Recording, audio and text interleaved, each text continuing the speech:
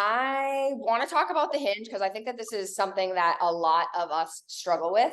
Our goal inside the Move Your Body membership is to learn more about our own bodies and what we need as individuals, right? In order to get a good stack position, I need to bring my pelvis underneath me and my low rib cage back, right? So I should be able to move in and out of this position. The same thing happens when I'm laying on my back. So if I'm here, I bring my pelvis underneath my body, yes, underneath my rib cage. And sometimes people need it to be a little bit more dramatic, like this. So if you were to look at my rib cage and my pelvis, I'm finding that stack position in supine. So it's a lot easier to find something in a position as regressed as this. I'm going to do it in all the ways to see what resonates with you. This position is just allowing you to get your ribs back instead of just focusing on the pelvis. You have to figure out what cues are going to work for you. This changed my hinge completely when I learned to do this. If I'm laying on my back like this, I'm dragging. Now, for me, I might play around with lifting my butt a teeny tiny bit, but then also allowing my pelvis to untuck. Some of us tuck too much. Some of us don't tuck enough, right? So if you can be here and then think, can I tuck and untuck? So tuck my pelvis, untuck my pelvis.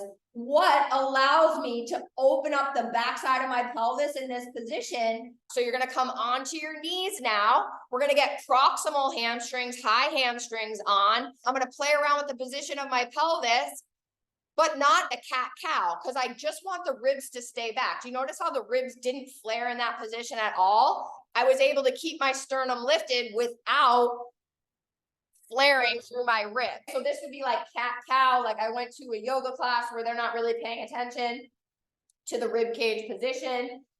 Do not let this rib cage open or lift, okay? So I'm pushing through my hands. This is getting back. And then the movement is coming from the pelvis here. Stacey, I had a quick question on the 90-90. I know you mentioned it was like for a sway back. If you are in that more tilted, like anterior tilt position. Yeah, you're going to want to tuck and you're going to want to lift a little bit. This was another game changer for me when I was learning how to hinge. So just like what we did, say I'm here, I have my feet dragging up the wall. I did my tuck and I did my untuck. Now, keep your ass open so you're not clenching on your vagina or your butt. You do your inhale, exhale, then go like this. Exhale, spread your ass cheeks, drop to your elbows, but keep your ass open. And then come back up. When I talk about a tripod foot would be like first met head, fifth met head, and then heel. But what I see is a lot of people struggle with like where the arch starts on the right and where the heel stays heavy on the left. So what I'm going to do is I'm going to think about 1 point, 2 points, 3 points, 4 points. So if I take a mini band, if I take a sock, I'm going to put a rolled up mini band or a sock at the start of the inside of my left heel, right where you feel the arch begin. Put it here.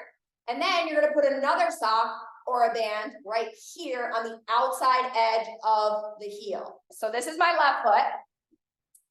This is the start of my arch. And then the outside edge of my heel.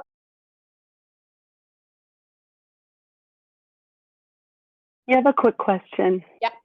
So I'm feeling it here, like on my ass. Is that kind of what we're going for? Yes. Yes. So I am. I'm trying to wake things up. It could be different parts of different people's asses that they feel. But yeah, it should definitely wake up the posterior chain for sure. Say I'm in hands and knees and I reach my right leg back behind me. I don't want to be like this. So like, this is like Instagram models, right? I want to be here. I'm not locked out, right? I'm not hyperextended. And I'm taking my right hip and I'm dropping it down to the left. Push through my fingers, drag up the wall, big toe mound, pinky toe mound, inside edge of the heel, outside edge of the heel. And I'm just pushing into my thumb and my index finger. And again, Exhaling those low ribs back. Inhale. Exhale. Everybody looks good. I like this one. So here I am, left foot forward, right foot, I'm really close. I'm not way back here. I don't want this to turn into a split squat because I kind of see that with some people. It's a hinge, it's an ass back, it's a shutting of a door behind you. Now, the biggest thing I think people do is they just like lift through their back. So use your big toe mount and your pinky toe mount to slowly use that tension we've just created from the length to get yourself up and extend your hip before you extend your knee. Well, I hope you have a great Sunday. I hope this was helpful.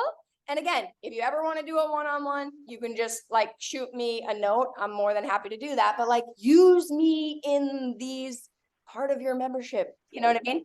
Because that's why I'm here. It's really helpful. And whenever you incorporate some of these drills in the Hinge days, I always notice like a really big difference.